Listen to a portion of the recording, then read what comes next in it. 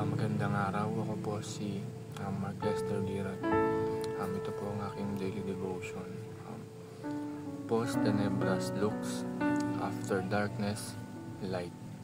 Na tinalakay po ni Pastor Russell Campos sa 365 daily devotion.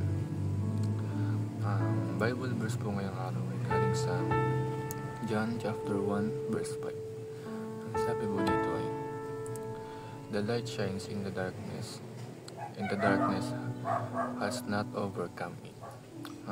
Sabi mo dito, nagliwanag po ang Panginoon sa kadiliman, at ang kadiliman ay kailanman ay hindi matatalo ang liwanag ng Diyos. Ang unang katuruan ngayong araw ay, the gospel is unstoppable. Kahit anong mangyari, ang gospel ng Panginoon ay hindi kayang pigilan, hindi kayang pahintuin, at yan ay makakarating sa tao hanggang ang lahat ng tao ay sa ilalim sa Panginoong Jesus. At kahit sino man ang pumigil sa helyo ng Panginoon ay hindi ito mapipigilan. Kahit ano pa ang pigil ng kaaway ay makakarating pa rin ang magandang balita or gospel sa mga tagasunod ng Diyos, sa mga tagasunod ng Panginoon. Second teaching is, the gospel extinguishes darkness. Ang Panginoon ay siya yung liwanag natin.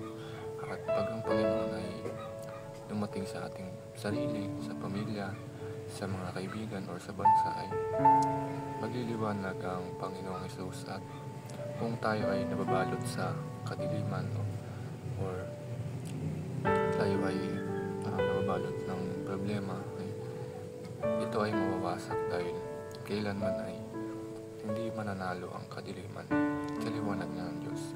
Kaya kahit nagkaroon ng dark ages noong unang panahon, ay ang gospel pa rin ng Panginoon ang siyang magwawagi.